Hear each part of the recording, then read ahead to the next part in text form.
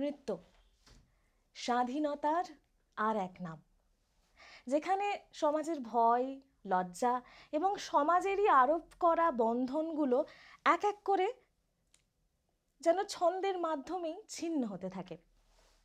যে স্বাধীনতা কোনো কাগজে কলমে ছাপা অক্ষরে থাকে না, তবু সে থেকে যায়। নৃত্য মানে শুধুই কি তাল লয়ের অনুশীলন, শুধুই কি ছন্দের অনুশীলন? তার থেকেও বেশি কিছু।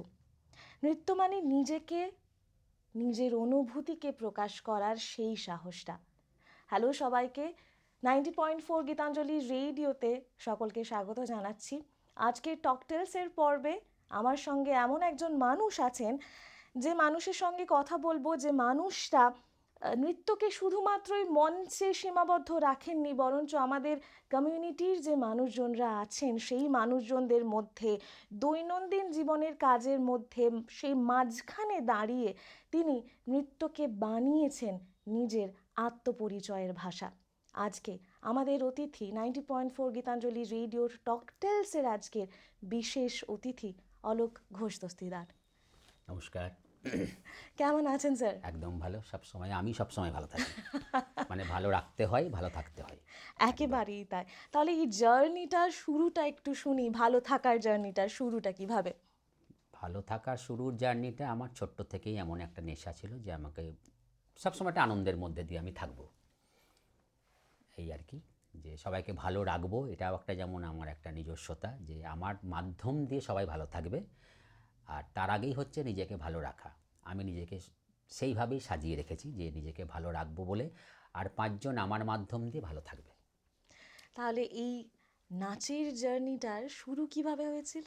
নাচের জার্নিটার শুরু একটা গল্প আছে যে তখন আমি ক্লাস ওই 8-9 হবে। তার আগে নাকি ছোটোবেলাতে আমি গান বাজলেই নাচ করতাম, এমন একটা পরে জানতে পেরেছি। তো আমার যিনি বড়দি সুস্মিতা দে, উনিও একজন খুব ভালো সঙ্গীত শিল্পী, একাধারে নাট্যকার ছিলেন। আমাদের পাড়াটা কিন্তু ছিল খুব সাংস্কৃতিক পাড়া, চাঁদনি পাড়াটা। সরস্বতী পুজোয়, যেটা এখন আমাদের দুর্গা পুজো, সরস্বতী পুজোয় আমাদের কিন্তু একটা শিডিউল 4 দিনের একটা অনুষ্ঠান হতো। এটা আমার জানা জ্ঞান মতে, হয়তো ফিলিংসটাও করতে পেরেছি যেরকম একটা ব্যাপার হয় সরস্বতী পুজোতে আমাদের। ওই পাড়ার ছেলে মেয়েদেরকে নিয়ে সবাই হতো এরকম অনুষ্ঠান। তো তখন নাকি দিদি আমাকে কোথাও প্রতিযোগিতা হলে পরে নিয়ে চলে যেত সাজিয়ে, হয়তো সব জায়গা থেকে পুরস্কারও এনেছি, এমন একটা পরে জানতে পেরেছি। তো এইভাবে চলে দিয়ে চলতে চলতে হঠাৎই একদম কোনো একটা সরস্বতী পুজোতে দিদি সাপ মোচন করবে এমন একটা সিদ্ধান্ত নেয় পাড়ার ছেলে মেয়েদেরকে নিয়ে। তো সেখানে যাই হোক, আমাকে মেন ক্যারেক্টার দেয়নি, যেটা অরুণেশ্বর মেন ক্যারেক্টার সাপমোচনে, আমাকে অরুণেশ্বরের সখাতে নাচিয়েছিল। তো ঠিক আছে, তখন একটা নাচ মানে খুব একটা বেশ ভালো লাগার ব্যাপারে নিজে বুঝতে পেরেছিলাম। দিয়ে সেটা করলাম, মঞ্চ হলো। তো যাই হোক, হয়তো ভালো হয়েছিল বলেই কোনো একটা অনুষ্ঠানের জন্য আমরা রবীন্দ্র সদনে ওটা কলস পাই। দিয়ে রবীন্দ্র সদনে কলস পাওয়ার পরে ওটা করি। দিয়ে করার পরেই হয়তো একটা মেল ডান্সার তখন আমাদের সিউড়িতে খুব একটা ছিল না, ছিল বলতে একমাত্র সমীরণদা বড়বাগানের।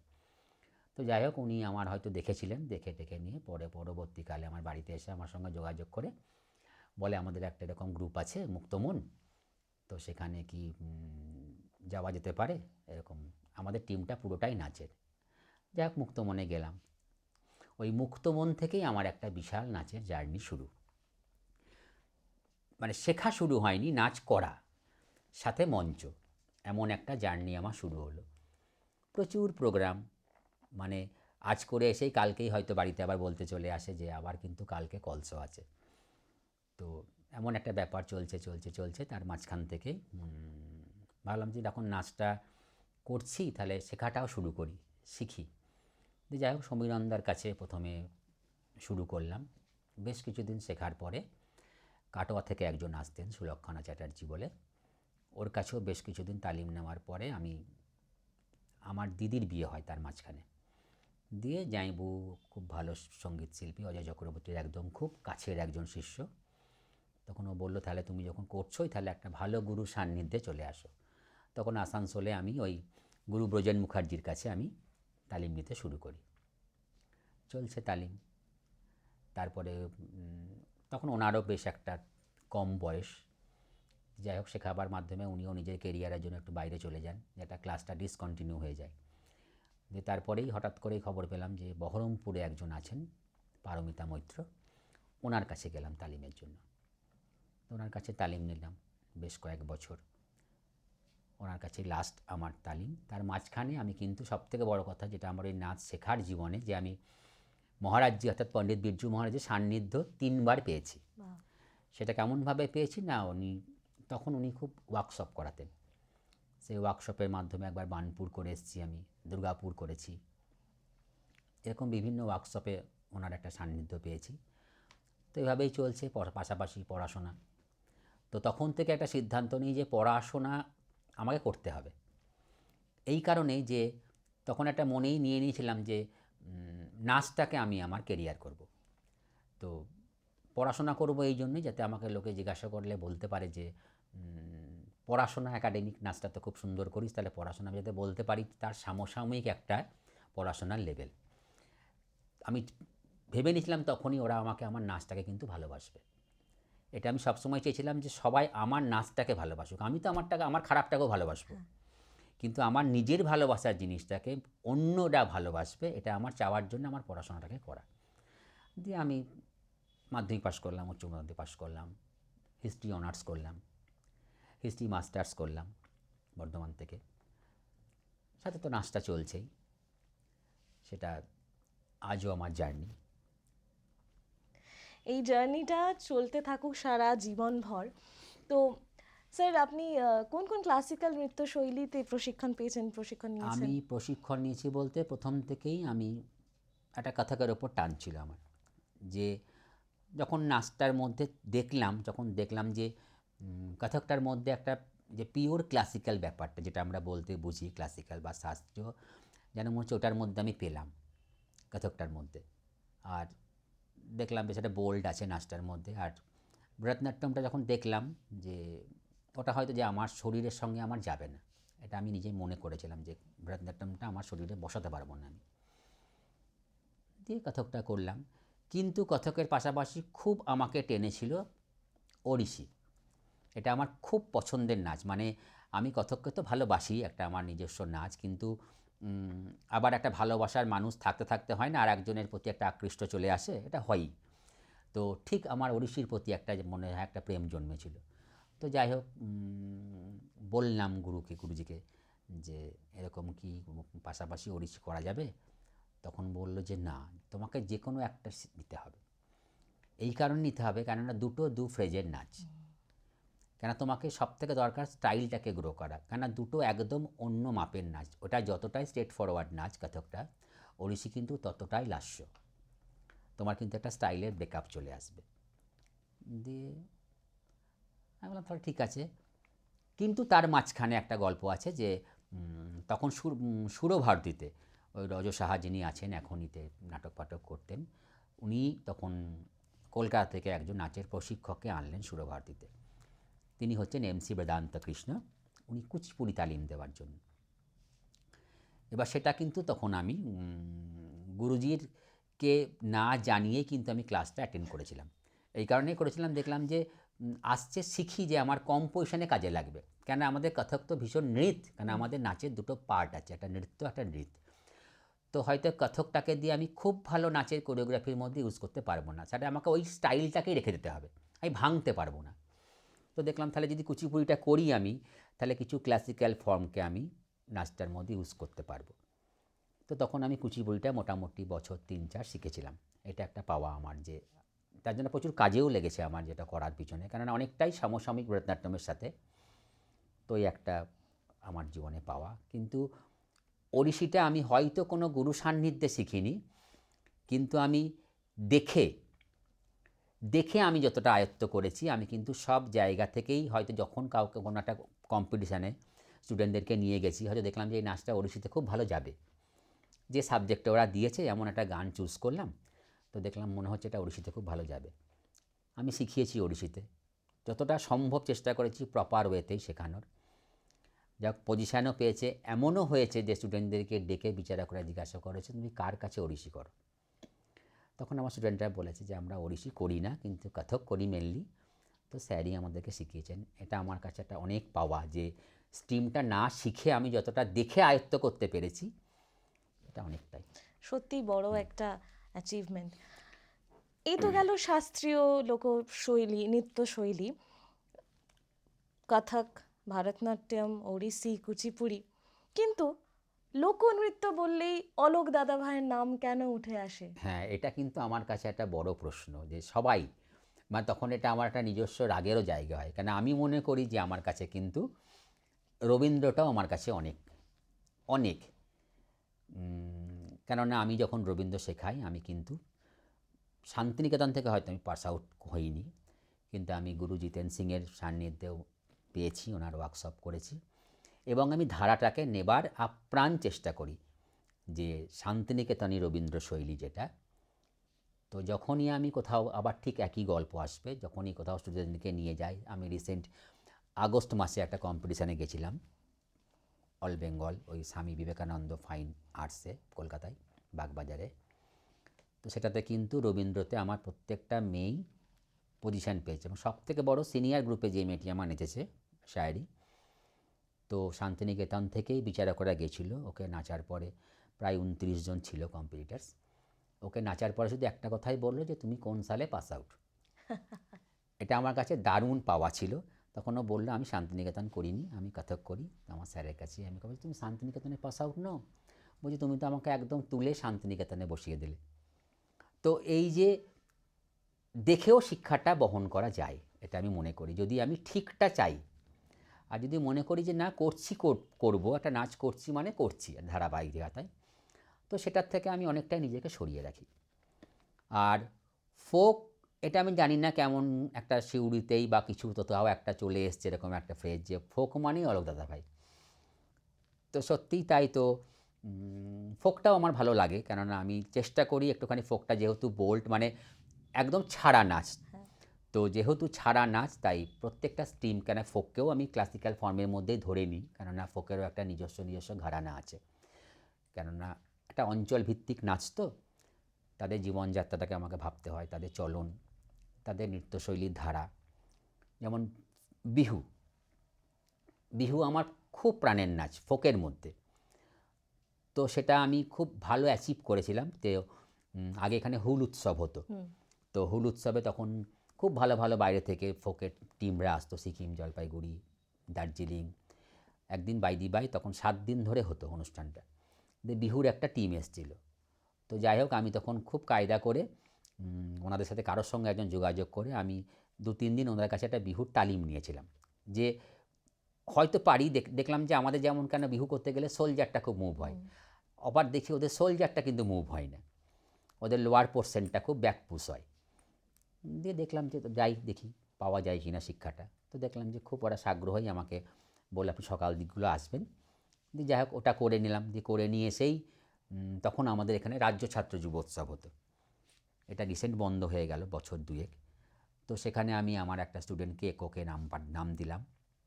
তো পৌর থেকে ফার্স্ট হয়ে জেলায় গেল, জেলার থেকে ফার্স্ট হয়ে রাজ্য গেল, ওকে আমি বিহু করেছিলাম। কিন্তু যাই হোক কলকাতায় যুবোৎসবে নিয়ে গেলাম, সল্ট লেকে হলো। দিয়ে ওনারা জিজ্ঞাসা করলেন কার কাছে, তুমি কি আসাম থেকে এসছো? বললো যে না আমি বীরভূম থেকে এসেছি। বললো বীরভূম থেকে এসছো, তুমি অসমিজ নও? বলছে না। বলছে ভীষণ ভালো রপ্ত করেছো বিহুটাকে। যাই হোক রেজাল্ট বেরোলো, তো খুব ভালো যে ফার্স্ট হয়েছিল আমার মেয়েটি। এটা আমার বিশাল পাওয়া, যে একটা প্রপার স্টেটকে সরিয়ে, যে বীরভূম থেকে একটা অন্য ফর্মের মেয়েকে আমি নাচিয়ে নিয়ে সেই ফর্ম থেকে ফার্স্ট করে আনা। সেটা হচ্ছে 2015 সাল, তখন ও জাস্ট উচ্চ মাধ্যমিক পাস করেছে, 8টি থেকে পাস আউট। ওটা একটা বিশাল পাওয়া আমার। তো এই আর কি। তো সে তখন থেকেই যখনই ফোকের ওপর কিছু কাজ করি, তো সবাই যেন সেই কোথাও একটা ফোকের কম্পিটিশান, বা যেমন রিসেন্টলি একটা স্কুলে কম্পিটিশান হয়, থিম বেসিসে একটা ফোকের কম্পিটিশান হয়, যে ছেলে মেয়ে সমান, বা এনভায়রনমেন্ট কী করে আমরা রাখবো, কিন্তু থিমটা থাকবে ফোক। তুমি গানটাকে রেখে তুমি ওইটাকে তুলে আনো। তো যাই হোক, আমি কালীগতিকে, তারপরে রামপুরহাট গার্লসকে তালিম দিয়েছিলাম। ওরা সেই বছর রামপুরহাট কালীগতি ফার্স্ট পজিশন পেয়েও ওরা ডিসকোয়ালি হয়ে গেছিলো। এই কারণে ডিসকোয়ালি হয়ে গেছিলো কি না, ওরা যখন বলেছিল ব্যাপারটা যে আগে একটা তো বর্ণনা করে দিতে হয় থিমটাকে আর কি, তখন ওরা সঙ্গীত শিল্পীর নামটাকে বলে দিয়েছিল। তখন ওরা পরে জিজ্ঞাসা করেছিল যে কেন এরকম হলো, বলেছিল যে কালীগতিকে পরের জন্য, যেই জন্য আমরা ওকে সরাতে বাধ্য হয়েছি, কারণ এটা কী হলো, তুমি সঙ্গীত শিল্পীটাকে ফ্রন্টে এনে দিলে, এটা তো সেই জায়গা নয়, এটা বিশাল ভুল। আর এই বছর যেমন রামপুরহাটকে আমি শিখিয়েছিলাম যে ওই ছেলে মেয়ে সমান অধিকার, তো তার উপর ওদের একটা গানকে চুজ করে আমি শেখালাম। ওরা জেলা এলো, জেলা থেকে রাজ্যে গেল, রাজ্যে এবছর ওরা পজিশন পায়নি। যাই হোক, তো ওই ফোকটাকে হয়তো সেই ভাবনা দিয়ে মানুষ ভেবে নিয়েছে, বা হয়তো আমার ফোকের উপর কাজ দেখে নিয়ে মানুষ এটাই ভাবে। তবে আমি চেষ্টা করি যে খুব অথেন্টিক কিছু স্টেপের মধ্যে কোরিওগ্রাফিটাকে রাখতে, মানে ধারাবাহিক যে স্টেপ, ফোক মানেই একটা কোমর দুলবে, ফোক মানেই একটুখানি বসা ওঠা, একটু মাথায় হাত, তো সেইটাকেই যে কি করে আরও সুন্দর করে সাজানো যায়। হয়তো কোমরে হাতও দেবো, কিন্তু সেই দুটো হাতকে কোমরে না দিয়ে আর একটা হাতকে আমি কোথায় ইউটিলাইজ করব, সেই কোরিওগ্রাফিটাকে হয়তো আমি একটুখানি ভাবি। আমি যে কোনো নাচের কম্পোজিশনের পিছনেই আমি আগে গানটাকে শুনে নিই, হয়তো শুনলাম দিয়ে দেখলাম যে না ঠিক আছে, কোনো অসুবিধা হবে না। এই অর্পিতার গানের উপরে প্রচুর কাজ করেছি, অর্পিতা চক্রবর্তী ফোক খুব ভালো গায়, চলনটা খুব ভালো, এই আর কি। তাহলে এই যে ছোট্ট ছোট্ট জিনিসগুলো আপনি মাথায় রেখে স্টুডেন্টদেরকে এগিয়ে নিয়ে যাচ্ছেন, আপনার কি মনে হয় একজন ভালো ডান্স টিচারের ঠিক কী কী গুণাবলী প্রয়োজন? হ্যাঁ, ডান্স টিচারের গুণাবলী প্রয়োজন বলতে আমি যেমন প্রথমেই একটা কথাই স্বীকার করব যে একটা স্টুডেন্ট খুব ভালো নাচছে, খুব ভালো জায়গায় অ্যাচিভ করছে, আমি মনে করি সবটা কিন্তু গুরুভার নয়। কেন, স্টুডেন্টটা ভালো বলেই কিন্তু তাকে আমরা ভালো জিনিসগুলো দিতে পারি, যে তার নেওয়ার ক্ষমতাটা আছে। আবার অনেক গুরুও আছেন যে সবটা হয়তো দিতে চাই না, কিছুটা নিজের মধ্যে রেখে দিয়ে দেয়, কিন্তু আমি সেইটা তখন ব্রেনে নিই না, যে ও নিতে পারছে আমি ওকে দেবো। তো আমার এটাই মনে হয় যে খুব ভালো ডান্সার বলে ওকে আমি সবটা দিতে পারছি, যতটা সম্ভব নিতে পারছে, ফুটওয়ার্কই হোক বা মুভমেন্টগুলোই হোক, যতটা ক্রিটিক্যাল করা যায় কম্পোজিশনটাকে, তো আমি সেভাবে স্টুডেন্টদেরকে দেখি। আর সবথেকে বড় কথা হচ্ছে যে আর চেষ্টা করি, ভালো তো আছেই ভালো, তো আমার ক্লাসে যারা হয়তো একটু কমজোরি, আমি কিন্তু নজরটা সবার দিকে সমানভাবে দিই। মানে আমি হয়তো 2 ঘন্টা ক্লাস করাই, 1.5 ঘন্টা হয়তো ওদের পিছনে আমি পরিশ্রম দিই, সেটা আমার গার্জিয়ানরা এক কথায় স্বীকার করে, এবং সেটা আমার মঞ্চও বলে দেয় যে আমি কতটা ওদের পিছনে লেবার দিই বলে। কারণ আমি ওদেরকে একটা কথাই বলি যে যদি আমারকে তোরা দেখিস গুরুর কথা, যে তখন আমাকে গুরু একটু বলেছিল এই কথাটা বলবে না, শুধু কোনো কোনো ক্ষেত্রে হয়তো তুমি যদি দেখো যে তোমার খুব আন্তরিক স্টুডেন্টগুলোর ওপরে, তখন তুমি বলবে যে সব চেষ্টা করবি গুরুর টোটাল হাতটা কতটা খুলছে, মেজারমেন্টটা যদি এইভাবে খোলে, লাইন আপ করবি না, এই যে ঢলটা, এই ঢলটাও দেখবি। যদি দেখিস তাহলে হয়তো যদি 100 না হয়, তোরা 75 অবধি যাবি। আর 75 গেলে পরে সেটা অন স্টেজ একটা আহার্য অভিনয় আসবে, পোশাক আসবে, সাজগোজ আসবে, সেটা কিন্তু প্রায় 80-85 হয়ে যাবে। একদমই তাই। এবার এখানে একটা সমাজের খুব বড় প্রশ্নের মুখোমুখি আপনাকে দাঁড় করাবই, কারণ সেই প্রশ্নটা হয়তো আপনিও কখনো ফেস করেছেন, সেটা হচ্ছে ছেলে হয়ে নাচ। এই যে ট্যাগটা পড়ে যায় পড়ে যায়, পুরুষের আবার নাচ, এইটা সম্মুখীন নিশ্চয়ই হতে হয়েছে হতে হয়েছে, আপনাকে। মানে খুব বিশেষ আমি হইনি, কেননা আমার মনে হয় যে পুরুষ হয়ে নাচলে পরে সবার একটা ধারণা যে একটা নারীত্ব চলে আসে আঙ্গিকে। তো এটা আমি আমার যা মানে গুরু সান্নিধ্যগুলো পেয়েছি, আমার সবটাই মোটামুটি পুরুষ লেভেলের। আমি মহারাজজি যে ওয়ার্কশপগুলো করেছিলাম প্রত্যেকটাই ছিল পুরুষ। আমি যার কাছে পেয়েছিলাম যে এজ বারটাতে তখন ওদের গ্রুপ ডিভিশন করা থাকে, তো এটা একটা ধারণা যে ছেলে হয়ে নাচবে, কেননা ভর্তি করতে এলে পরেও আমি দেখি যে হয়তো অনেক মায়ের ইচ্ছা আছে বা বাবার ইচ্ছা আছে ছেলে একটু নাচ শেখাবো, হয়তো তাদের মধ্যে একটা কথাবার্তা হয় যে এরকম উম, ছেলে নাচ শেখাতে হবে না, এরকম একটা কিছু হয়তো দুজনের মধ্যে আবার কোনো একটা বোঝা পরামর্শ হয়ে ছেলেটাকে ভর্তি করতে নিয়ে এলো, হয়তো বলল যে দাদাভাই দেখুন ওর খুব ইচ্ছা মনে হচ্ছে একটু নাচটা হবে, তাহলে ওর বাবার এরকম এরকম ব্যাপার, তো একটা আমি বললাম দেখুন এটা সম্পূর্ণ একটা ধারণার উপর দিয়ে কিন্তু আমরা চলি। যদি আমরা ভাবি নাচের সৃষ্টিকর্তা যিনি তিনিই তো পুরুষ, যদি একদমই। এটাকেই আমরা ভেবে নিই, ইভেন যদি একটুখানি এখন অনেক নাচ এগিয়ে গেছে, যদি একটুখানি আপনারা এখন দেখবেন যে ফাইন আর্ট ডিপার্টমেন্টগুলো যেমন বিএইচইউ, তারপরে রবীন্দ্রভারতী, তারপরে কলকাতা ইউনিভার্সিটি, যে যে জায়গাগুলোতে নাচ, শান্তিনিকেতন, যে যে জায়গাগুলোতে একাডেমিক্যালি ফাইন আর্টসে নাচ নিয়ে পড়াশোনা করা হচ্ছে এখন, তো সেই জায়গাগুলোতে গিয়ে দেখবেন যে প্রত্যেকটার এইচওডি কিন্তু মেল। তাহলে নিশ্চয়ই এইচওডি যখন মেল, তাহলে তো নিশ্চয়ই ওনারা অনেক পূর্বের, তাহলে এই ধারণাটাকে নিশ্চয়ই বদলাতে পারি আমরা। আর এটা সম্পূর্ণ একটা ধারণার ওপর দিয়ে চলা। ভালো লাগাটা নিজের, আর কারোর জন্য যদি আমার ভালো লাগার আমার নিজস্ব গুণটাকে আমি দমিয়ে রেখে দিই, তাহলে আমি দমে যাব। আজকে তো আমি পড়াশোনা করেছি, তাহলে আজকে তো আমার নাচটা তো আমাকে ভবিষ্যৎ দিয়েছে, আমাকে সম্মান দিয়েছে। হয়তো আমি পড়াশোনায় একটা শিক্ষকতা করলে পরেও হয়তো এতটা সম্মানের অধিকারী আমার মনে হয় না আমি হতাম। কারণ একটা টিচারকে একটা কোনো কম্পিটিশানে, একটা একাডেমিক্যালি কম্পিটিশানের প্রতিযোগিতাটা খুব কম হয়, কিন্তু একটা নাচের প্রতিযোগিতা, একটা গানের প্রতিযোগিতা, কোথাও একটা ইনভাইট, তাহলে এই যে সম্মানের জায়গাগুলো, বা এই যে রিসেন্ট 26শে জানুয়ারি করলাম আমরা জজকোর্টে, তো ডিস্ট্রিক্ট জাজ ছিলেন, খুব ভালো লাগলো। এরকম আমরা বহু ভালো ভালো জায়গায় অনুষ্ঠান করে এসেছি। তো এটা যেন আমাকে আলাদা একটা মাত্রা দিয়েছে যে কনস্ট্যান্ট উনি কিন্তু পতাকা তুলে ভাষণ দিয়েই কিন্তু উনি চলে যাননি। 1.5 ঘন্টা অনুষ্ঠানটা উনি কিন্তু এক ফ্রেজে বসেই দেখেছেন, এবং আফটার অল এটাই ভালো লেগেছিল আমার, উনি কিন্তু আমাকে খুঁজেছিলেন যে টিমটা কার। যখন যার মাধ্যম দিয়ে আমাকে গেছিলাম তখন উনি আমাকে বললেন যে অলোক তুমি যাওয়ার আগে একবার ম্যাডামের সঙ্গে দেখা করবে। যাই হোক দেখা করলাম। উনি বললেন যে খুব ভালো পারফরমেন্স, আরও ভালো পারফরমেন্স এই জন্যই বলবো যে গান আবৃত্তি তো সব জায়গায় হতেই পারে, কিন্তু নাচ কিন্তু একটা আলাদা ফ্লেভার দিয়ে দেয়। তো তখন যেন মনে হলো না সত্যি নাচ একটা অন্য জায়গা দেয়।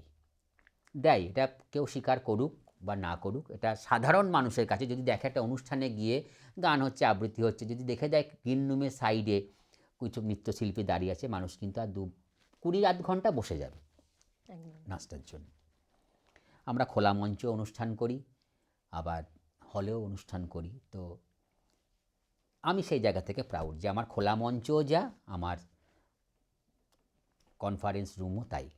কারণ আমি দুর্গাপুজোর সময় প্রচুর অনুষ্ঠান করি প্রত্যেকটা বাড়ি। তো এমন একটা অনুষ্ঠান নেই যে আমাকে এসে আবার রিকোয়েস্ট করেন যে আর দুটো হলে ভালো হতো।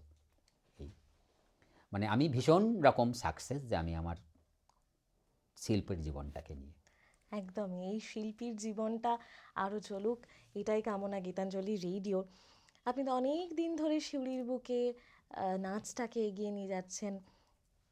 তখনকার সিউড়ির নৃত্য চর্চা আর এখনকার সিউড়ির নৃত্য চর্চার মধ্যে কিছু পার্থক্য দেখছেন? এখন তো দেখছি, এই জন্যই দেখছি পার্থক্যটা, মানে করে নিতে হয়েছে আমাদেরকেও। কেননা নাচ শেখা, আমি সবসময় বলি স্টুডেন্টদেরকে, দেখ নাচ শেখা আর নাচ করার মধ্যে কিন্তু দুটো ফারাক। নাচ করি আর নাচ শিখি। নাচ কিন্তু পৃথিবীর যত মানুষ সবাই করে। কেন করে তুই বিসর্জনে দেখবি, যদি 50টা মানুষ বেরোয়, 5000 মানুষ বেরোয়, সবাই কিন্তু শরীরটাকে দোলায়। নড়াচড়া মানেই কিন্তু নাচ। আর শিখে করাটার কি না, শিখে করাটার হচ্ছে একটা রীতি, যে এই ওয়েতে আমাকে চলতে হবে। যেমন আমরা পড়াশোনার ক্ষেত্রে আগে বর্ণকে শিখি, অ্যালফাবেট শিখি, তারপর একটা বানান করি, তারপর একটা বাক্য করি। তো ঠিক শেখাটার হচ্ছে এইটা। আর করাটাও হয়, এই জন্যই হয় যে তুই একটা রবীন্দ্র করলি অনুষ্ঠানে তো ক্লাসিক্যালটা খুব একটা যে নিয়ে চলে যাবো, হয়তো 2 ঘন্টা 1 ঘন্টা একটা অনুষ্ঠানে হয়তো আমি প্রথম দিকে 2-একটা ক্লাসিক্যাল কিছু রাখতে পারি, কিন্তু বাকি সময়টুকু কিন্তু আমাকে অন্য কিছু দিয়ে ভরাট করতে হয়। সেটাকে কিন্তু আমরা নাচ করার মধ্যে ধরে নিতে পারি। একটা রবীন্দ্র করলাম, একটা ফোক করলাম, সেটা কিন্তু তুই আজকে ভুলে গেলে কালকে ক্ষতি নেই। ঠিক আছে, দুটো লাইন ভুলে গেলি, সেই জায়গাটায় কিন্তু তোকে আমাকে আবার দুটো, হয়তো আমিও যদি ভুলে যাই সেই জায়গাটায় আবার কিছু একটা নতুন কম্পোজিশন করে দিতে পারবো, কারণ যেহেতু এটা সৃজনশীল, ওই অধিকারটা আমাদের আছে, যার যার নিজস্ব ধারা এটা সৃজনশীলতাটা। তো যখন আমরা শিখি, তো প্রথম দিকে যখন আমরা করতাম, এটা আমি আমার স্কুলে মেনটেন করি, আমি কিন্তু স্কুলে সবটাই করাই, সবটা করাই, আমি ফোক করাই, আমি রবীন্দ্র করাই, নজরুল করাই, আমি কন্টেম্পোরারি করাই, আমি সেমি ক্লাসিক্যাল করাই, কিন্তু ক্লাসিক্যালটাকে একদম একটা জায়গায় রেখে। তো প্রথম ওইটা তো সবসময় মেনটেন করা দরকার, কিন্তু এখনকার যে প্রজন্ম যখন আস্তে আস্তে আস্তে আস্তে এগোচ্ছে, আস্তে আস্তে তো পরিমিত সংখ্যাও বাড়ছে, যেটা কম ছিল, 5টার জায়গায় 7টা হলো, 7টার জায়গায় 8টা হলো, এই বাড়তে বাড়তে বাড়তে বাড়তে দেখা যাচ্ছে মানুষের কাছে কিন্তু এখন একটা বিশাল চাহিদা হয়ে গেছে, শুধু গানের নাচ করব, একদমই। শুধুই গানের নাচ করব। যেটা আমি রিসেন্ট মল্লারপুরে একটা স্কুলে জয়েন করেছি, তো ওটা আমারই স্টুডেন্ট ছিল, তো তারই বিয়ে হয়ে যাবার পরে আমি স্কুলটাকে ধরলাম। স্কুলটাকে ধরার পরে আমি কিন্তু 1.5 বছরও স্কুলটাকে আমি আমার জায়গা দিয়ে আনতে পারলাম না, পারিনি এখনও। মানে একটা চাহিদা থেকেই গেছে ওদের, মানে কেন ওরা এইভাবেই অভ্যস্ত হয়েছে নাচটাকে নিয়ে। ওরা নাচটা শেখার পিছনে এই মোটিভটাই জেনেছে যে গান বাজবে, আমরা নাচব, তাতে ভ্যারিয়েশন, ভ্যারাইটি দিয়ে। এবার কোনো সময় আমার সাথে একটা হট্টকও হচ্ছে যে প্রত্যেকটা ক্লাসেই তোদের যদি একটা করে ডিমান্ড থেকে যায় নাচের, তাহলে তো মুশকিল, তাহলে তো শিখবি কখন? তাহলে শেখাটা হচ্ছে না, তাহলে দুটো ভেবে নিতে হবে, তাহলে শুধু গানের নাচই কর, ক্লাসিক্যাল বাদ দে, কেন ওটার তো একটা লেভেলের জায়গা, সম্মানের জায়গা, কারণ ওটা আমি বিকিয়ে দিতে পারবো না। আমি একটা গানের নাচ করে দিলাম, যে ঝামেলা চুকে গেল। কিন্তু ভাবতে হবে, আমি একদম দিয়ে ভাবাই যে ভাবতে হবে তোদেরকে, যে কেননা এটার পিছনে তোদের কিন্তু একটা বাড়ির ব্যয় হয়, এমনি এমনিতে আমি তোদেরকে শেখাতে চলে আসছি না, তার জন্য একটা খরচা করছিস, সময় নষ্ট করছিস। আফটার অল যদি মনে হয় কোথাও একটা তোরা ভবিষ্যতে, এখন কিন্তু তুই দেখবি আমাদের সময় যেটা ছিল, আমরা কিন্তু অনার্স পেতে প্রচুর বেগ পেতে হয়েছে, তখন একটা ভীষণ কম্পিটিশান ছিল। এখন দেখবি একাডেমিক্যালিতে পড়াশোনা অনার্সগুলোতে সিট ফাঁকা থাকে একদম, কোথায় ভর্তি, 13টা সিট, 300 ছেলে মেয়ে ফর্ম ফিল আপ করছে ফাইন আর্টসে। সে শান্তিনিকেতনই বল, রবীন্দ্রভারতী বল, রবীন্দ্রভারতীতে এখন টাকাতে সিট অ্যালট হচ্ছে, ভালোদের কোনো জায়গা নেই। কারণ আমি আমার ভাগ্নিকেই যখন রবীন্দ্রভারতী নিয়ে গেলাম মাস্টার্স করাবো বলে, তো এটা আমার অহংকার, গর্ব যাই বলুক, মানে একটা ওয়েল ডান্সার, একদম কথা বলে নাচোর, তো সব জায়গা থেকে ওকে আমি বার করে নিয়ে আসতে পেরেছি, এটা আমার বড় পাওনা, যে আমি ওকে অল বেঙ্গল ট্যালেন্ট থেকেও বার করে নিয়ে এসেছি। রাজ্য সঙ্গীত একাডেমিতে প্রথমবারই ওকে আমি অ্যাচিভ করিয়ে নিয়ে এসেছি, স্টেট লেভেল করিয়ে নিয়ে এসেছি। স্টেট লেভেল আমি, এটাই আমার গর্ব যে বীরভূম জেলার মধ্যে একমাত্র অলোক নৃত্যকলায় স্টেট লেভেল অ্যাচিভ করে এসছে সিঙ্গেল প্লাস গ্রুপে। আমি 2019 সালে রাজ্য ছাত্র যুবোৎসব দুর্গাপুর স্টেট থেকে সেকেন্ড হয়ে এসেছি, ও তো ফার্স্ট হয়েছেই। রাজ্য সঙ্গীত একাডেমিতেও আমি আমার স্টুডেন্টকে বার করে নিয়েছি প্রথমবারই। অল বেঙ্গল ট্যালেন্টেও প্রচুর প্রচুর ধাপ ধাপ গিয়ে গিয়ে গিয়ে গিয়ে গিয়ে গিয়ে ওকে আমি ওখান থেকে সেকেন্ড পজিশান করিয়ে নিয়ে এসেছি। তো এটাই পাওয়া যে আমি মানে পশ্চিমবঙ্গের অনেক গুরুকে হয়তো সরাতে পেরেছি, যেটা আমার খুব পাওয়া। কেন, আর সবচেয়ে বড় কথা কি, যে আমি এটাই গর্ব করব যে আমি কিন্তু সৃজনশীলতার আমার কোনো শিক্ষা নেই, সৃজনশীলতাটা আমার সম্পূর্ণ নিজস্ব। আমি এটা সবসময় বলি যে আমি কিন্তু খুব ভালো ডান্সার নই, আমি কিন্তু খুব ভালো কোরিওগ্রাফার। মানে আমি একটা কোথাও পারফর্ম করে যা আমি মানুষের মনোরঞ্জন করতে না পারবো, আমি কিন্তু আমার মেয়েদের নাচ দেখিয়ে তার দ্বিগুণ পাবো, তাদের কাছ থেকে ফিডব্যাক পাবো যে তোমার কোরিওগ্রাফি কথা বলে। কিন্তু এটা আমি সবসময় শুনি, সবসময় স্বীকারও করে। আর ছোট্ট থেকে আমার একটা কম্পিটিশান মাইন্ড আছে, আর ওটাই আমার একটা অহংকার, যে আমি ছোট্টোর থেকেই স্টুডেন্টদেরকে নিয়ে চলে যেতাম, যেখানেই কম্পিটিশান শুনতাম, সেটা আজও। এটা আমাকে অনেকেই বলে তোর এটা একটা বড়, তো একটা শিশুসুলভ আচরণ। বললাম না, শিশুসুলভ আচরণ নয়, এটা না নিয়ে গেলে আমি কিন্তু নিজেকে ভাবতে পারবো না যে আমি কতটা আমি। আমাকে তো ভাবতে হবে। একদম। বা নাচটা এখন কোন জায়গায় একটা কম্পিটিশান করতে যাচ্ছি, সেখানে গিয়ে যদি দেখি যে আমার মেয়েরাই শুধু, আর কেউ নাই, তখন ভাববো যে ও তাহলে কম্পিটিশানটা সেভাবে নয়। কিন্তু আমি যেখানেই যাই সেখানেই গিয়ে হয়তো দেখি যে শয়ে শয়ে কম্পিটিটার্স। তো সেই জায়গা থেকে তো সব জায়গা থেকেই বার করে নিয়ে আসতে পেরেছি আমি আমার স্টুডেন্টদেরকে, এবং সবাই জানতে চায় নাচের পরে কার কাছে তালিম নাও, কার কাছে শেখো। এই ওই যে বললেন না, নাচ শেখা আর নাচ করা, এটা কিন্তু সত্যি এই একটা ভিত তৈরি না হলে কিন্তু সেটা কখনোই সম্ভব হয় না যে কোনো কিছুর ক্ষেত্রে। এবার একটু শাস্ত্রীয় নৃত্যশৈলীতে আসি। এই শাস্ত্রীয় নৃত্যশৈলীতে এক্সপ্রেশন কতটা ইম্পর্ট্যান্ট, কি বলবেন আপনি, একটু শুনি এই ব্যাখ্যাটা। হ্যাঁ, এবার শাস্ত্রীয় নৃত্যের ইম্পর্টেন্সই হচ্ছে যে, যেহেতু আমি আমার সাবজেক্টটাকে দিয়ে বলছি, আমার সাবজেক্টে কিন্তু সেই জায়গাটার কোনো স্থান নেই, এক্সপ্রেশন বা ভাবের কোনো জায়গা নেই। আমাদের শুধু হচ্ছে, যেহেতু আমাদের এটা নৃত্য নয়, কেন ভাবটাকে বর্জিত রেখে, তাল লয়টা প্রধান রেখে, তো সেই জায়গা থেকে আমাদের ওটাকে সরে আসতে হয়। কেন তিনটে যে ঘরানা আমাদের, লখনৌ, জয়পুর, বেনারস, এটা প্রথম থেকেই ছিল নৃত্য। পরবর্তীকালে লখনৌ কী করলো, ওটাকে আরেকটু সাজাবার জন্য ওরা গদভাও আর ঠুংরি, যেহেতু একটা মহলে দরবারি নাচ, তো দরবার থেকে থার্ড ফ্রেজ হচ্ছে আমাদের কথকটা। প্রথমে তো কথা, তারপরে দরবারি, তারপরে কথক। তো তখন ওই দরবারিতে তখন ওরা দেখলো যে না, যে বাইজিদের যেটা আছে আমরা বলি, তখন থেকে ঠুংরি মানে হচ্ছে ভীষণ শৃঙ্গার, একদম। মানে একদম শৃঙ্গার, মানে প্রেম, একদম সেই উপচে পড়া প্রেম। ঠুংরি মানে তাতে বিরহই বলো, আনন্দই বলো, সবটাই, বিরহটাই বেশি পেয়েছি আমরা।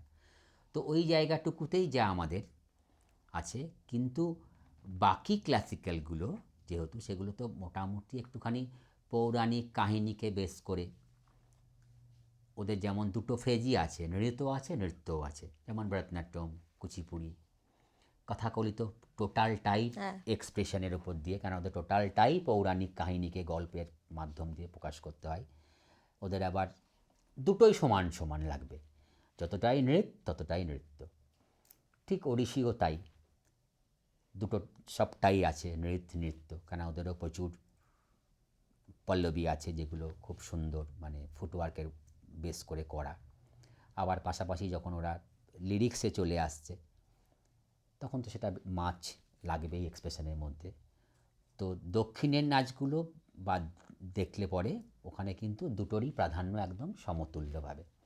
তোমাকে যতটাই দক্ষ হতে হবে নৃত্যে, ততটাই দক্ষ হতে হবে নৃত্যতে।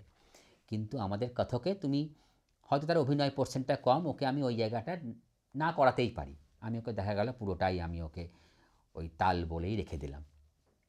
আমি নাইবা গেলাম গদভাও অংশে, নাইবা গেলাম ঠুংরিতে। যদি দেখি আর একটু সিনিয়র লেভেল, তখন হয়তো হাফ ডিভিশন করলাম, যেহেতু 15 মিনিট শিডিউল টাইম ওর, হয়তো 10-12 মিনিটে আমি ওকে ওইটা করিয়ে ওই মিনিট 5 একটা ঠুংরি করালাম। একদমই। ক্লাসিক্যালি এলাম যখন, তখন আরেকটা প্রশ্ন করতে খুব ইচ্ছা করছে, যদিও আপনি বললেন এখনকার জেনারেশন শাস্ত্রীয় নৃত্য কিভাবে নিচ্ছে, কতটা নিচ্ছে?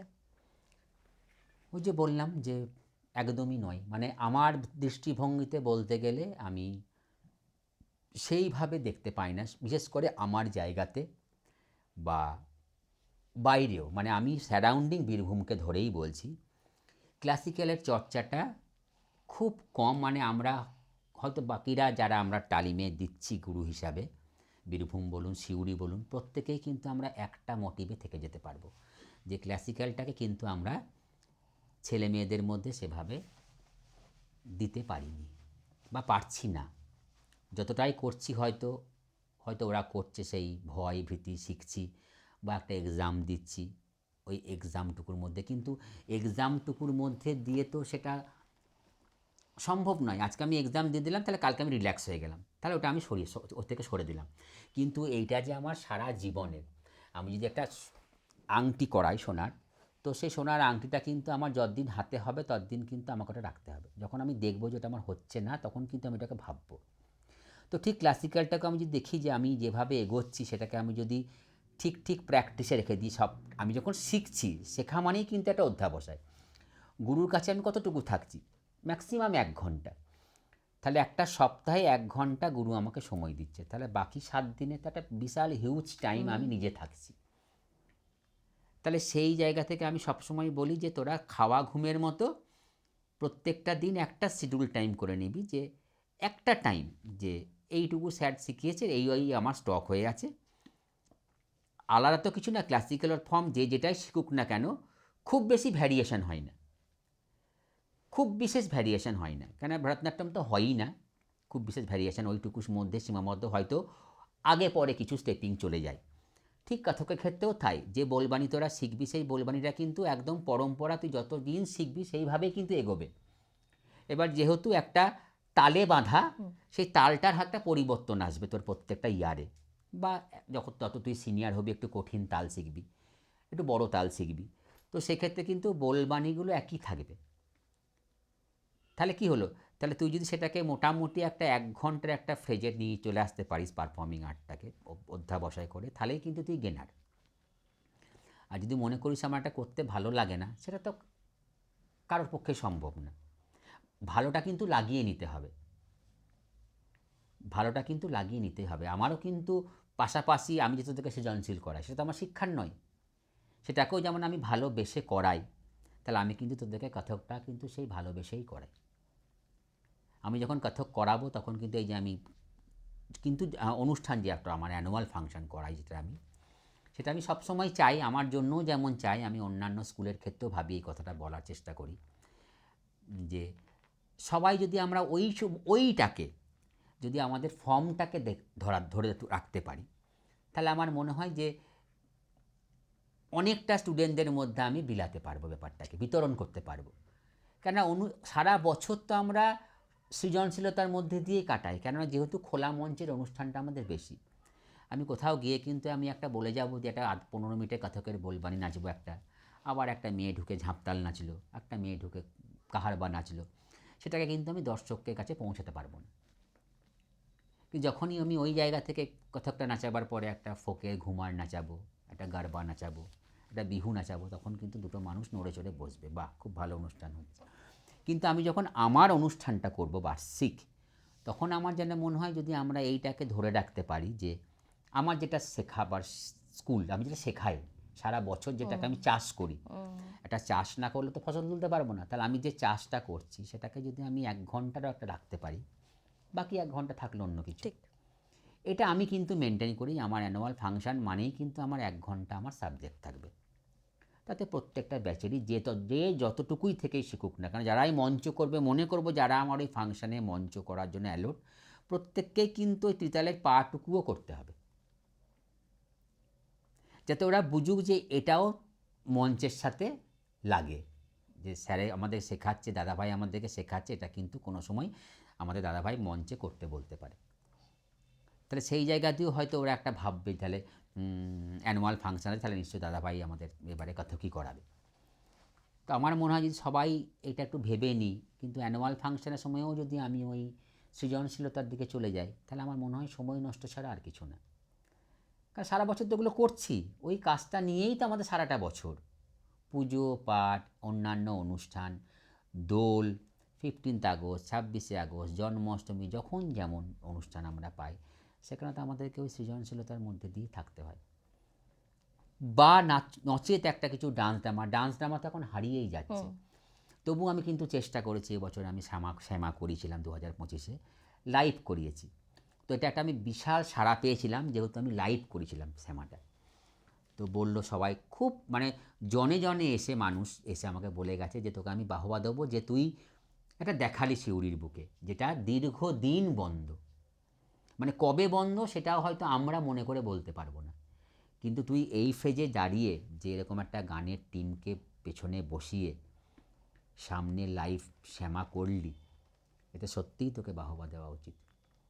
তার জন্য প্রচুর লেবার দিতে হয়েছে, কারণ এটা এখন সমস্যা হচ্ছে কী বলতো, যে আমাদের রিহার্সালের টাইম খুব কমে গেছে, মানে কাউকেই পাই না, এত সবার নাচের ছেলে মেয়েদের টিউশন হয়ে গেছে, মানে একদম মঞ্চে হয়তো আমি সব কটাকে একসাথে পেলাম, আমি আগের দিন রিহার্সালেও কিন্তু সবাইকে একসাথে পাবো না, কারণ দেখা গেল কারোর সোম শুক্র টিউশন, দেখা গেল আমার শনিবার ফাংশন, শুক্রবার ফাইনাল রিহার্সাল, তখনও হয়তো কিন্তু আমাকে সেই বেগটা পেতে হয়েছে। আর এই আর কি যে সিউড়িতে আমি, এটা আমার অহংকার, আমার সাথে সবার খুব সুন্দর সম্পর্ক, খুব সুন্দর সম্পর্ক। কার কীভাবে আমার প্রতি কেমন সম্পর্ক এটা আমি ভাবি না, এটা আমার ভাবার জায়গাও নয়, আমার প্রয়োজনও নয়। আমি মনে করি ওর সাথে আমার যখন কিছু হয়নি, ওর সাথে আমি খোলা মনে সবটা করতে পারবো। কেননা আমার কিছু একটা জায়গার দরকার হলে পরে কিন্তু আমি তার কাছেই যাব। যেমন আমি এবছর ভেবেইছিলাম যে আমার এবছর গেস্ট সমস্ত নৃত্যশিল্পীরা থাকবে, আমি কাউকে আদার্স গেস্ট বলবো না। সিউড়ির যত নৃত্যশিল্পী তারা আমার গেস্ট, মঞ্চে তারাই থাকবে, তাদেরকেই সম্বর্ধনা দেব, তাদের কাছ থেকে ফিডব্যাক নেব। কিন্তু আমি বিশ্বাস করো সেইভাবে সাড়া পাইনি।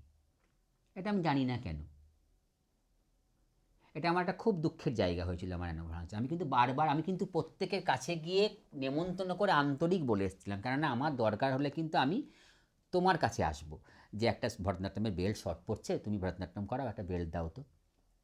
বা আমার একটা ভরতনাট্যমের কস্টিউমের প্রয়োজন, সাপোজ আমি সাপ মোচন করছি, সেখানটায় উর্বশীর পার্ট আছে, তাহলে উর্বশীকে আমাকে অবশ্যই ভরতনাট্যমের কস্টিউম করাতে হবে। এবার দেখা গেল ও বানাতে পারলো না, বা আমিও হয়তো বানিয়ে উঠতে পারলাম না, অটোমেটিক্যালি আমি দেখা গেল যারা ভরতনাট্যম করে তাদের কাছে গিয়ে বললাম, কারণ আমি সেই জায়গাটা করে রেখেছি। কারণ আমি মনে করি, আমি সে দিল না আলাদা কথা, দেবে কি দেবে না, কিন্তু আমি এটা মনে করি আমার সাথে সবার খুব ভালো সম্পর্ক, আর আমি এটা রাখতেও চাই। এরকম বহুবার একসাথে একটা হবার চেষ্টা করেছি, ইউনিটি গড়ার চেষ্টা করেছি, কিন্তু আমরা রাখতে পারিনি, কিছুতেই রাখতে পারিনি আমরা এই বন্ডিংটা। কেন কে জানে, বুঝি না। যে আমরা মনে করি সবাই তো আমরা কাজ করছি, যার যার কাজ করছি, তো আমরা বলেছিলাম সপ্তাহে একদিন একটা কোথাও আড্ডা মারি, একটা খুব সুন্দর জায়গা, রবীন্দ্র সদনটাতেই আড্ডা মারতে যাব, 1 ঘন্টা বসে কাটিয়ে আসবো সবাই মিলে, শুধুমাত্র ডান্স টিচাররা থাকবো, কিন্তু সেখানে সবাই সবার ভাবনা ভাবতে পারবো, বলতে পারবো এই একটা কাজ করছি, বা সবাই মিলে কিছু একটা কাজ করব।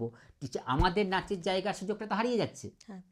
তাহলে ওই ইউনিটটা যদি থাকে, তাহলে হয়তো আমরা টিচাররা একটা পারফর্ম করলাম, বা টিচাররা একটা টিম করলাম, তাহলে কিন্তু আমাদের নিজেদের নাচটাও বজায় থাকে কিন্তু, বা স্টুডেন্টরাও কিন্তু শেখে, বা দেখ কত সুন্দর আমাদের শিউলি দিদি এবং দাদাভাই দিদিভাইদের সম্পর্ক। এই আর কি, এটা যার যার ভালো লাগা, এই ভালো লাগাটাকে তো ভালো লাগিয়ে দেওয়া যায় না, না? এবং শহরের সংস্কৃতিটাও কিন্তু সেই সঙ্গে বৃদ্ধি হবে অনেক বেশি। হবে না, অনেক হবে, যেটা কিন্তু আমি নাটকের টিমের মধ্যে পেয়েছি বা দেখতে পাই, যে নাট্য উৎসব আমরা ভেবেছিলাম তাহলে সবাই মিলে একসাথে যে হতাম, যে আমরাও তো পারি যে নৃত্য উৎসব করতে নিজেরা, নাট্য উৎসব যেমন হয় আমরা তো নৃত্য উৎসবও করতে পারি, যে কাউকে বাইরে থেকে আনলাম, আস্তে আস্তে বার যাবো, এগোবো। আমরা নিজেরাও একটা 3 দিনের করলাম, 2টো করে ডান্স ড্রামা করলাম, একদিন ওই স্কুল করলো, একদিন আমি করলাম, তো হয়তো দেখা গেলো একদিনে 2টো স্কুল, তাহলে একই মঞ্চে আমরা একসাথে হলাম, সবার স্টুডেন্টরাও কাজ করলো, সবার স্টুডেন্টরাও দেখলো। পারিনি।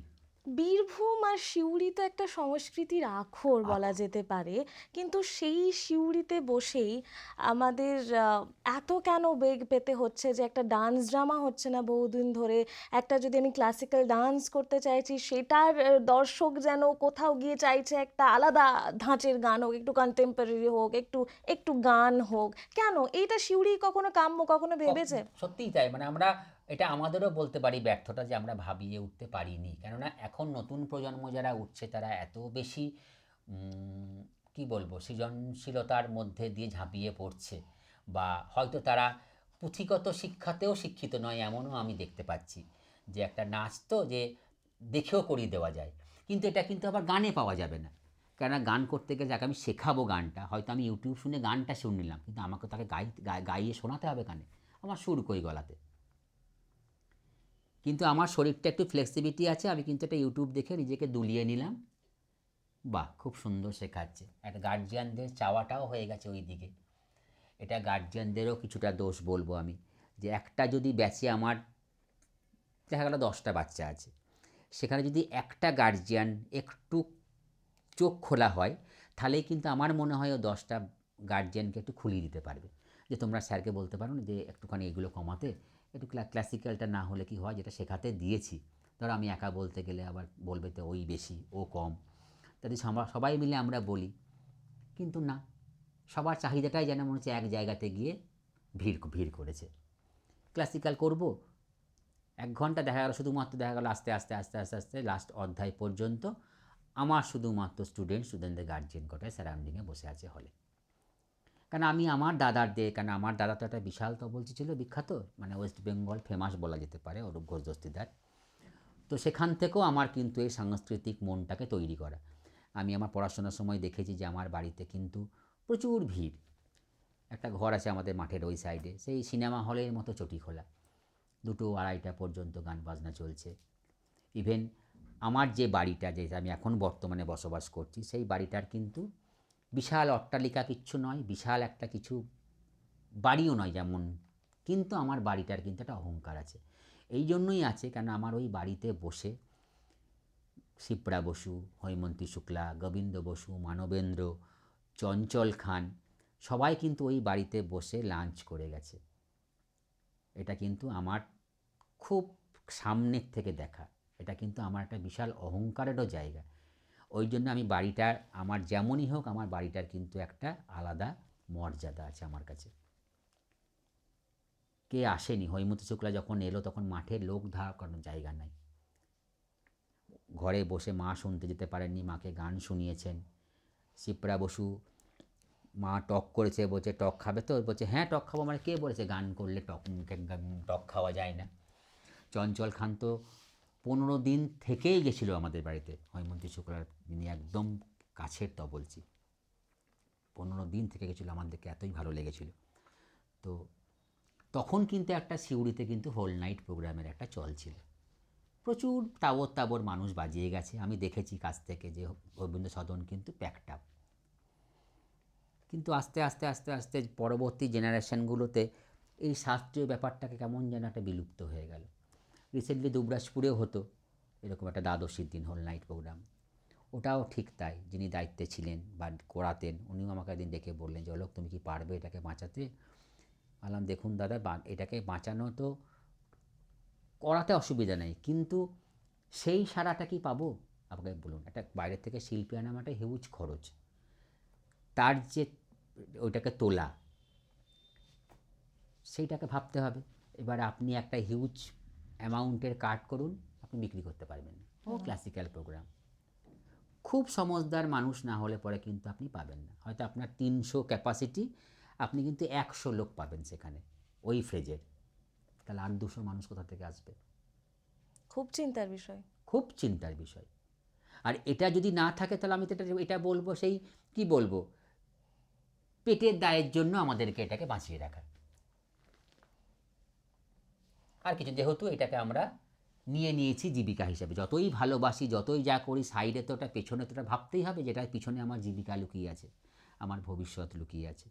কারণ যেহেতু এটা আমার আর্ন, যতই আমি এটাকে ভালোবেসে করাই, ভালোবেসে করাচ্ছি, ভালোবাসছি, কিন্তু তার পিছনে কিন্তু এই সত্যটাকে তো মানতেই হবে আমাদেরকে। আমি তো এটাকে তখন জীবিকা করব বলেই এগিয়ে বলেই এসেছি। গেছি, সুতরাং আমাকে তো ওই তখন মনে হয় যে না, আর পারিপার্শ্বিক দিকটাকে চিন্তা করে তাহলে ওতেই ডুব দিতে হবে, ইচ্ছা না থাকলেও পরে ডুব দিতে হচ্ছে।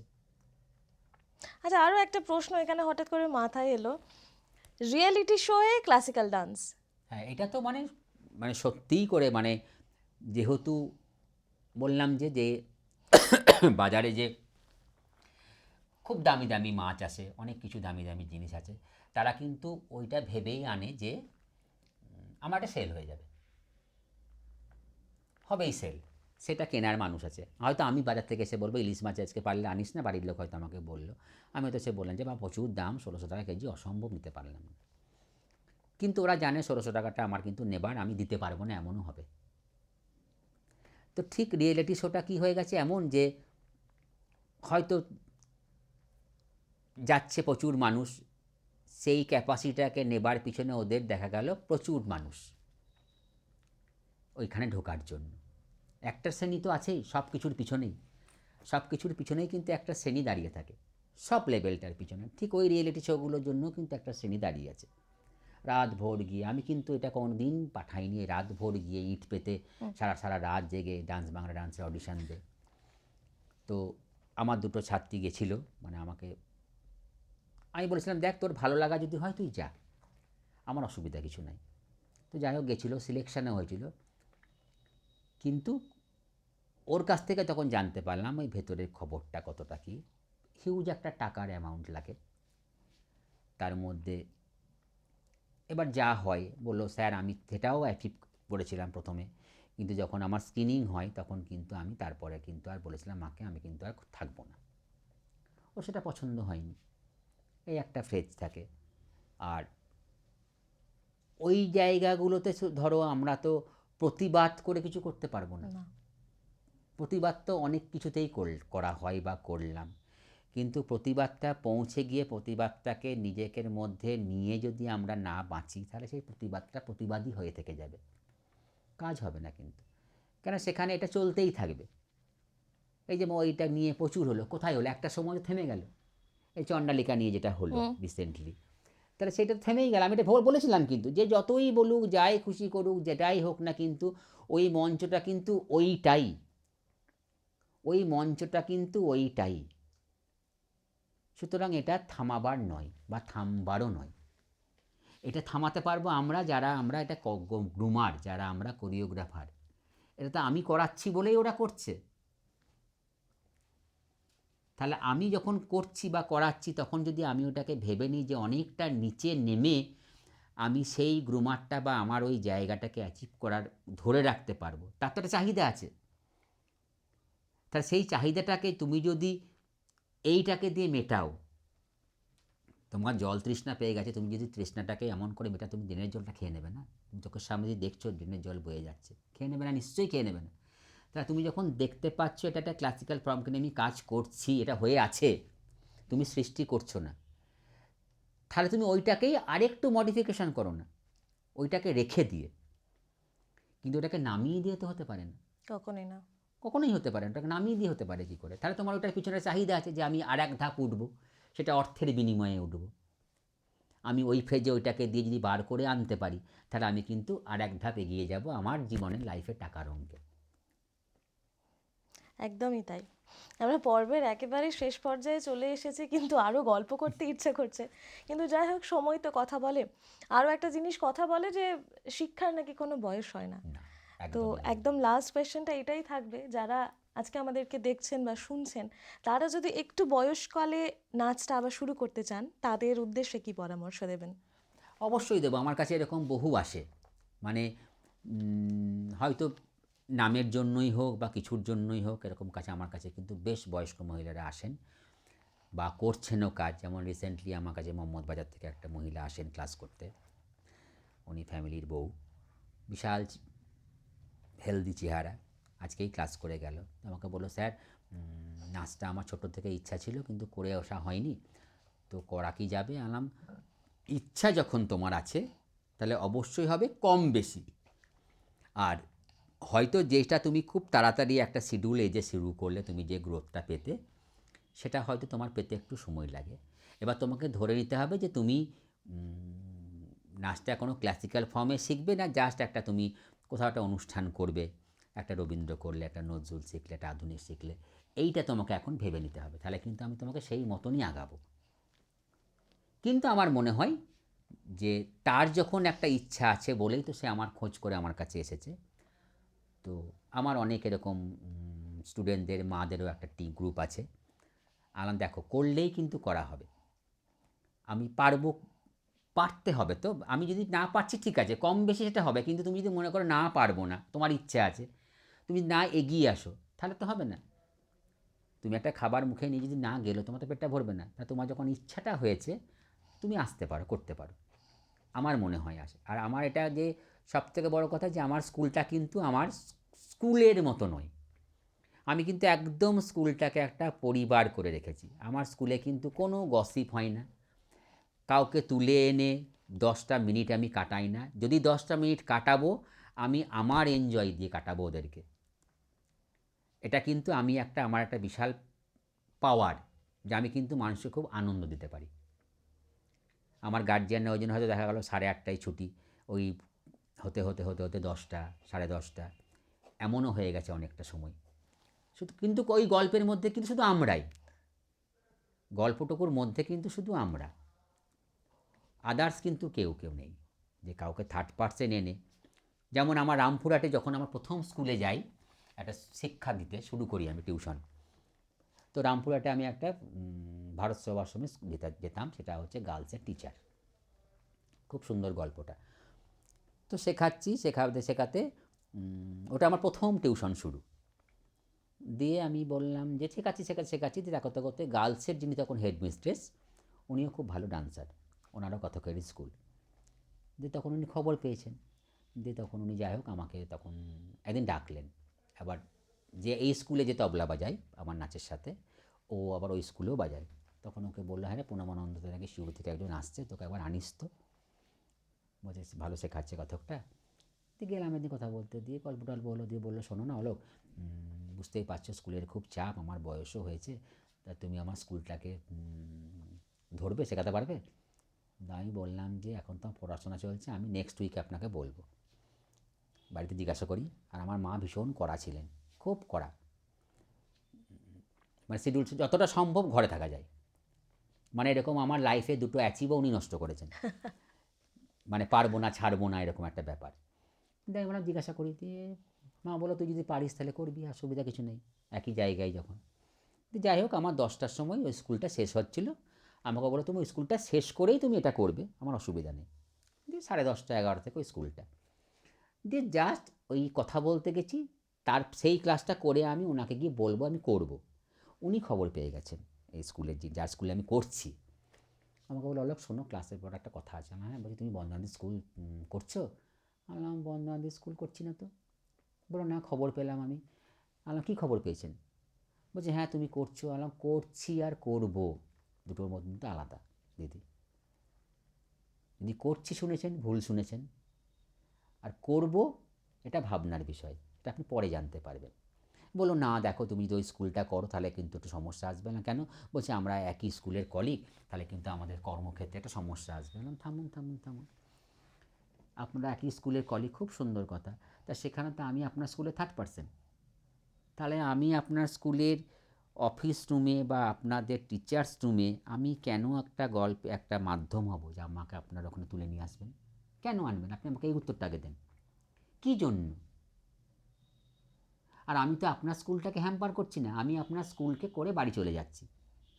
এইবার আমি কোথায় যাচ্ছি, কী বৃত্তান্ত, সেটা আপনার জানার কথা না? আর যদি জানতে হয় তাহলে আপনি আমার বার্ডেন, তাহলে এরপরে আমি কী করবো? তাহলে কিন্তু আপনাকে সবটা সাজেস্ট করে দিতে হবে। চুপ। আলাম চুপ যদি হন, তাহলে যদি আপনি এটাকে মেনে না নেন, তাহলে আপনি যদি মনে করেন যে এটাকে সম্ভব নয় আমার পক্ষে মানা, তাহলে কিন্তু আমি বন্দনানন্দ স্কুলটাই করব, আমি প্রণবানন্দ ছেড়ে দেবো।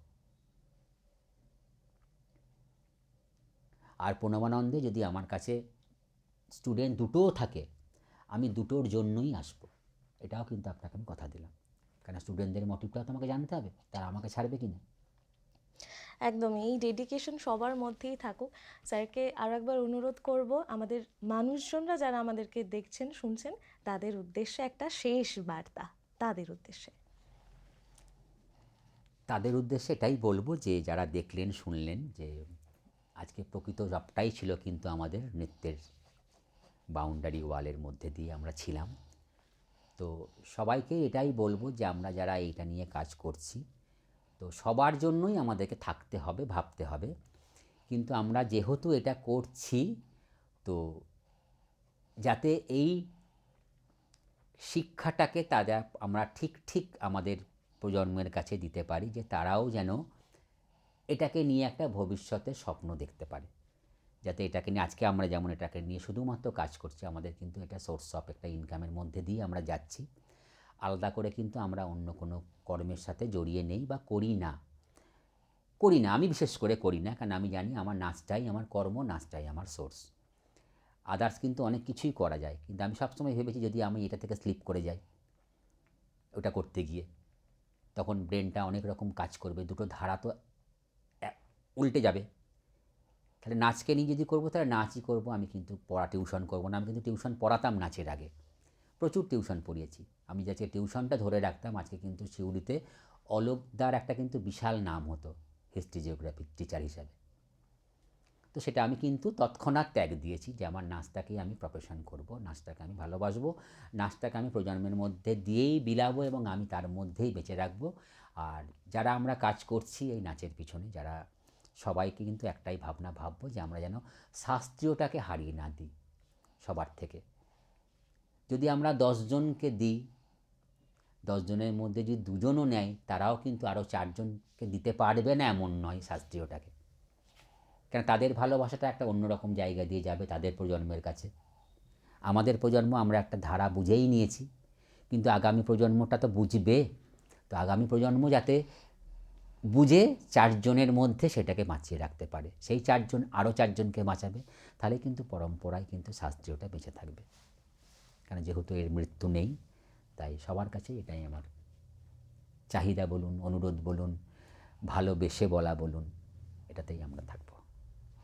আমাদেরও একটা অনুরোধ, গীতাঞ্জলি রেডিওরও একটা অনুরোধ যে সকলে এগিয়ে আসুন। কারণ ওই যে অলোক দাদাভাই বললেন যে সবার জন্য কাজ করে যেতে হবে, আর এই কাজটা কিন্তু সকলকে সবার মতো করে করে যেতে হবে। কারণ শিক্ষার কোনো বয়স নেই, শিক্ষার কোনো শেষ নেই। ওই যে ইচ্ছা শক্তিটা আছে না, ওই ইচ্ছা শক্তিটাকেই বন্ধু করে বয়ে বেড়াতে হবে, একদম পরম বন্ধু করে পাশাপাশি হাত ধরে হেঁটে যেতে হবে। সেই পাশাপাশি হাত ধরে হেঁটে যাব আমরা গীতাঞ্জলি রেডিওর সঙ্গে। যেভাবে জুড়ে জুড়ে আছেন আপনারা সকলে, সেভাবেই জুড়ে জুড়ে থাকুন আপনারা। আজকে টকটেলসের পর্বে আমার সঙ্গে ছিলেন নৃত্যশিল্পী অলোক ঘোষ দস্তিদার। স্যারকে অনেক অনেক ধন্যবাদ নমস্কার, একদম। আমাদেরকে সময় দেওয়ার জন্য, এবং ধন্যবাদ আপনাদেরকেও এতক্ষণ আমাদের সঙ্গে থাকার জন্য। সকলে ভালো থাকুন, সুস্থ থাকুন, শুনতে থাকুন, সঙ্গে থাকুন 90.4 গীতাঞ্জলি রেডিওর সঙ্গে। আমি ছিলাম শাগুফতা এতক্ষণ আপনাদের সঙ্গে। আজকে এখনকার মতো বিদায়।